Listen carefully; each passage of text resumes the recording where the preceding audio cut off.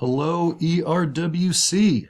This is Mr. Hine, and this is my first attempt to show you guys a screencast. So we shall see how this goes. This is to give you guys some tips on how you should be planning out your paper. Okay. This is the prompt. So let's just look at it again one more time. Okay. How do the epigraphs in Into the Wild help establish the mood and themes of the novel? Okay. You may want to talk about the mood. I want you to focus on the themes, okay? And I'm going to tell you guys to go back and look at the earlier list of themes that we have. It is the allure of the wild. It is the need to take risks. It is father-son relationships. It is living deliberately, okay? There's many different themes. There's 10 or 15 themes I can think of off the top of my head.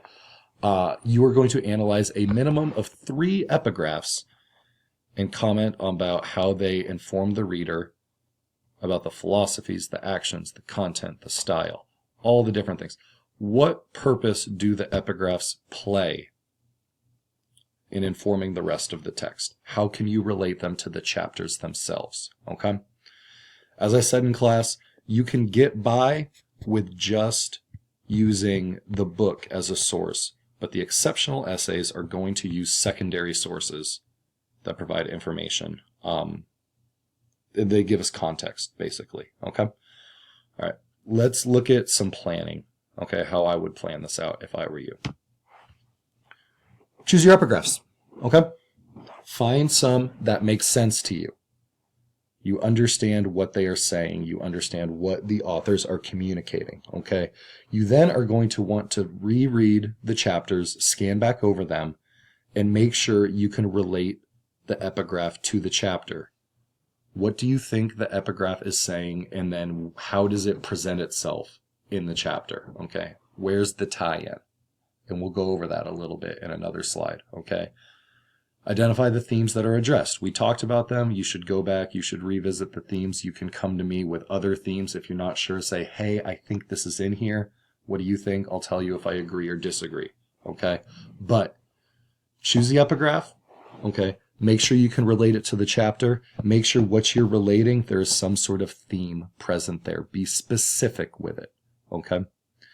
And then what I'm suggesting you do, I highly suggest you do, is you just do some basic research on the authors or works that you've selected, okay? For example, if you're using the epigraph in chapter 2, it is Jack London. It is an excerpt from White Fang. Find 3 or 4 bullet points. Tell me something about London. Tell me something about the book, okay? There's probably a theme in the book that is also present in chapter 2. Same thing goes for Thoreau and Walden. Maybe if you're confused as to what the themes are, if you do a little research, if you do some light Googling on Thoreau or Walden, maybe something in chapter 6 will make more sense to you that way. Okay? Once you have the epigraphs selected, you are looking at the chapters, you think you see where it ties in, you know what theme you're thinking of, it's time to make some claims, okay? So here is a very broad example, okay?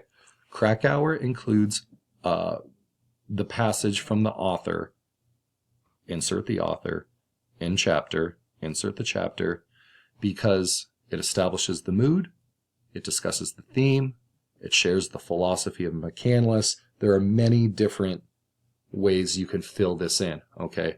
But it's basically, why is this passage included? And this is hurting me as a teacher. The passage.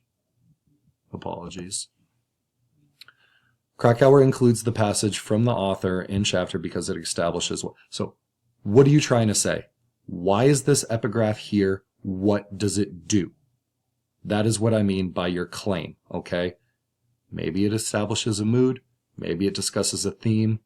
Maybe there's some idea or philosophy or way that McCandless lives that is in there. These are just examples, okay? I would recommend, if you're having trouble, try to write a few claims, run them by me. We'll see where you are, okay? You're also going to want to select your evidence. When I say evidence, I mean quotes. You could also do paraphrases. It's probably going to be easier for you if you just quote this stuff, okay? Here's an example. If you look at page 87, I don't have the book in front of me, but this is A line from the epigraph, okay? Everett Royce writes, "I have known too much the depths of life already, and I would prefer anything to an anticlimax." He is saying something here. I'm not going to tell you what, okay? You can identify what the purpose of that passage is, and then your job is you need to link it to another section of the text. So this is what I came up with. A half-century later, McCandless sounds eerily like Royce when he declares in a postcard to Wayne Westerberg that, "I've decided that I'm going to live this life for some time to come. The freedom and simple beauty of it is just too good to pass up." So what I'm saying is that the line, "I've known too much the depths of life already, blah, blah, blah," is relatable to the line, "I've decided that I'm going to live this life for some time to come, blah, blah, blah." Okay? I'm not going to connect the dots for you, okay? But I'm saying that these are two dots, and I could structure a paragraph in which I talk about how the epigraph by Royce informs the chapter where we hear this from McCandless. Okay? Here's some things to consider when you write this paper. Lean on the text. Okay? The body of the paper should have multiple pieces of evidence per paragraph. This should be very quote heavy. Okay?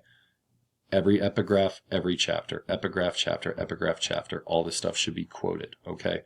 Do not forget your citations. I should see Krakauer 22 right there. Okay? And we're going to talk about quoting the epigraphs in class.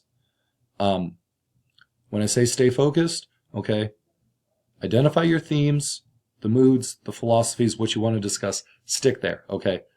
Tell me what they are and stick to them, please. Do not ramble. Don't get off task. Remember what you set out to do, okay? And as I said earlier, go back into the Google Classroom.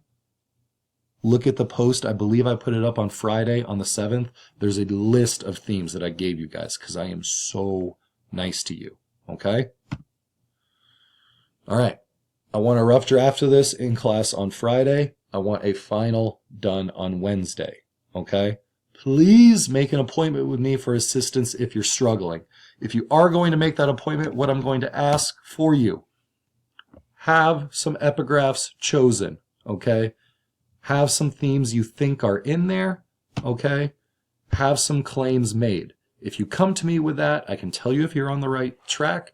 Maybe you're way off, okay? It helps me if I have a starting point with you guys. If you just come up and say, "I don't know what I'm doing," it's going to take us forever. You're going to have a hard copy of the rough draft on Friday, final draft Wednesday, hard copy, and on turnitin.com. Okay? Come to me tomorrow if you guys have any questions on this stuff.